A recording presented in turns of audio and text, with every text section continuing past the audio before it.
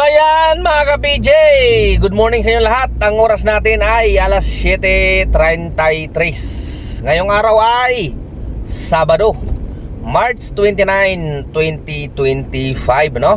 At malapit na magtatapos yung buwan ng March, mag-April na, no? At summer na rin. Alam naman natin, pag summer, gumaganda yung biyahe dito sa Grab. Kasama na rin yung ibang transport kagaya ng taxi, no? Dahil nga marami dyan namamasyal na dahil bakasyon na. At summer, mainit ang panahon. Marami dyan mag-staycation, no? Babakasyon. Marami dyan mag-swimming, no? Kasi nga mainit. Pupunta sa mga resort. Kaya samantalahin natin yan, yung summer. Dahil pagdating naman ng June, iyakan time na naman. Iyakan time na naman. Parang June kasi at saka yung January, yan yung iyakan time talaga. Kung may iyakan sa January hanggang February, yan, meron din iyakan ng June hanggang July, August, yan. Okay. Okay, kaya samantalahin ang biyahe ng summer, April hanggang May. Yan, magandang biyahe niyan. Kaya samantalahin natin yan, ha. Huwag tayong magbulakbol dyan. Huwag tayong patago-tago sa mga ilalim ng puno, ha. Kasi natatakot sa init. Huwag ganoon, samantalahin natin yun. Parang nung Pasko, ayaw samantalahin kasi matraffic. Sa summer naman, ayaw magbiyahe kasi mainit daw.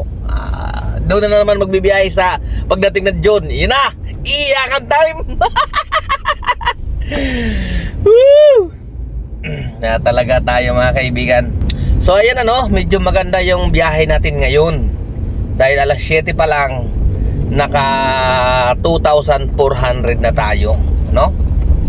At sana magtuloy-tuloy. Minsan pa naman maganda sa umaga, pagdating ng hapon doon, eh. No, minsan naman langit sa umaga, pagdating ng hapon maganda. Sana maganda pareho. Sigurado maraming puyat ngayon dahil sweldo kagabi, no? Marami dyan nagsagad dahil maraming pasahero kagabi. Kaya nga ginawa natin, inagahan din natin. Dahil alam natin pagdating ng Biyernes tapos natapat pa na sweldo, ay alam na. Oh, alam na. Alam mo talaga na positive pasahero yan. Kaya nga lang, nandito tayo ngayon sa Cavite, sa may Pasong Kawayan, ano? Nakapaghatid tayo dito. Hoping tayo na makakuha ng pasahero pabalik. Okay, so sobrang dumi nung ating sasakyan. Umulan kagabi, magdamag umulan, kaya masyadong maputik. Gusto ko na sana magpakarwas, kaso nga nandito pa ako sa Cavite. Pag pinakarwas ko to dito, sigurado pagdating ko ng Maynila, putik na naman. Kaya tiising ko na lang muna to. Pakabalan na lang muna ng mukha to. Alam ko nakakahiya na pagsakay ng pasahero na madumi. Yung loob naman malinis, eh. Yung labas lang talaga kasi maputik. Doon dumaan kanina sa may Aguinaldo, tapos sa may sa may Daang Hari, doon yung mga bagong gawang kalsada doon, masyadong maputik. Tapos sa Skyway kanina, okay lang yan, maintindihan naman siguro ng pasahero yan. Eh ganun talaga, eh, maulan, eh. Rolling muna tayo. Sana makakuha tayo ng Maynila, no? Huwag sana tayo masero. Okay, so mamaya babalitaan ko kayo, update ko kayo kung ano ang status. Sana makakuha tayo. Let's go!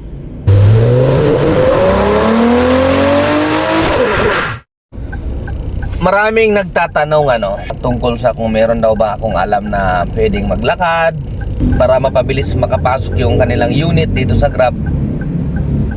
Di ba? Yung mga ganong tanong. Minsan naaawa rin ako, eh. Siyempre gusto lang din naman nilang maghanap buhay, gusto nilang kumita. Kaso nga lang, ang hirap talaga kapag dumaan ka sa legal, no? Dadaan ka talaga sa butas ng karayom, lalo na yung Ewan ko ba sa panahon natin ngayon, parang pira-pira talaga ang labanan eh. Yang hirap, ikaw na yung dumadaan sa legal, ikaw pa yung pinapahirapan eh, no? Sa totoo lang, gusto ko kayong tulungan eh. Pero ayaw ko kasi ma-involve sa ganun. Kung may kakilala sa may kakilala, meron. Kasi may mga kakilala rin naman tayo na nakapasok na galing doon sa mga ganong masasabi nating kalakaran, ano? Yun kasi yung tinatawag na shortcut eh, instant eh. Pero hindi natin masasabi yan na 100% na magiging okay, di ba?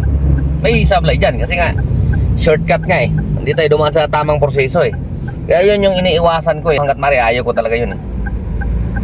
Kasi ayaw kong masisi ako pagdating sa huli, di ba? Eh buti sana kung kumikita tayo, di ba? Meron tayong cut dyan, di ba? Eh wala naman tayong kinikita. Tapos bandang huli masisisi ka pa, di ba? Magtanong-tanong lang kayo, sigurado mayroon kayo makukuha. Siguraduhin nyo lang na legit yan. Kapag pa-approve na o kapag pa-takbo na sa Grab, ano? Marami dyan, mayroon naglalakad dyan. Kasi alam naman natin ano ngayon, pera-pera eh. Yun lang may papayo ko kasi mahirap eh. Mahirap, di ba? Pag bandang huli tayo masisisi. Kaya sana naintindihan nyo yung mga hindi ko nare-replyan talaga. Kasi ang hirap eh. Gusto naman natin makatulong, kaso yun nga, shortcut kasi talaga. Ayaw kung masasama ang loob nyo sa akin o magagalit kayo sa akin, di ba? Kasi hindi natin masabi yan na 100% goods yan, di ba?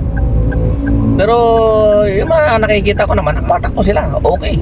Nagiging legit din yung mga papel nila. Kaya lang mahirap itaya pangalan mo sa ganyang kalakaran. Okay? Hindi kayang tiisin, marumi talaga. Kaya kahit makulimlim yung panahon, no? Pero kailangan magpakarwa. Ayun, panahon sa labas. Medyo ba makulimlim. Pero siyempre nakakahiya sa pasahero kapag madumi. Okay? So karwas muna tayo.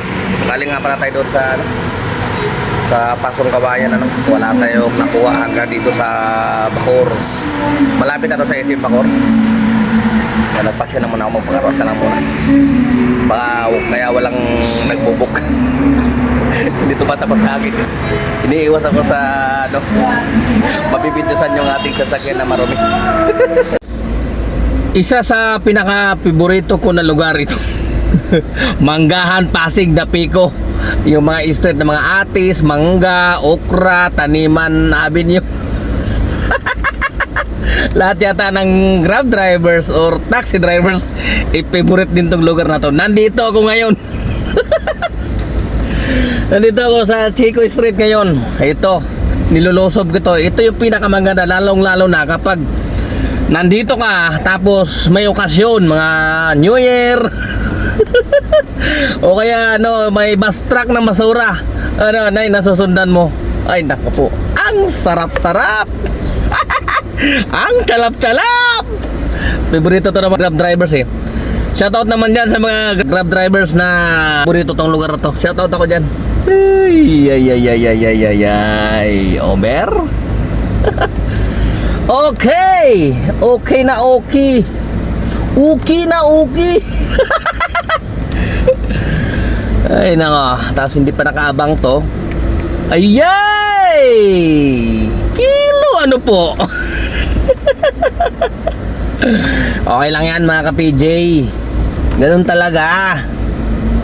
Kung sa Bisaya pa, kung nag-antos para masantos.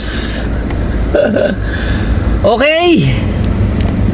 So ayan mga ka-PJ, ang oras natin ay alas 5:26, no?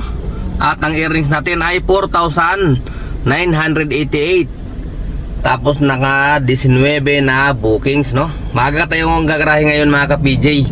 Ayun, no, alas 5:26 lang. Kasi nga may may challenge ako mamaya. May nag-request na i-try ko na ulit yung 24 hours biyahe challenge, no? Kasi dati nung nakarang taon pa sinubukan natin 'yon. Eh, yun nga, maganda-ganda pa kasi ang biyahe noon. Umaabot tayo ng 10,000. Meron pa akong naging earrings, umabot tayo ng 12. 10, 8,000, di ba, ganon. Kaya itatry naman natin bukas kung maganda pa rin ba ang biyahe pagdating ng linggo. Dahil nga marami nating kalaban ngayon Hindi katulad ng mga nakarang mga 2022, 2023, 24, yan medyo okay pa yun Tingnan natin ngayon kung ganun pa rin yung ganda ng biyahe dahil kakasweldo lang kahapon no? Kaya try natin bukas, agahan natin bukas. 24 hours tayo na bibiyahe. Okay? So abangan nyo ako bukas mga ka-PJ at ako hindi na magtatagal dahil nga maaga ako magpapahinga ngayon, matulog ako para makabawi mamaya. Siguro sisimulan natin ang alas 12 hanggang alauna. Okay? Tapos sulitin natin yung 24 hours na yan. Alright, so ka-PJ nyo, temporary signing off. Adios.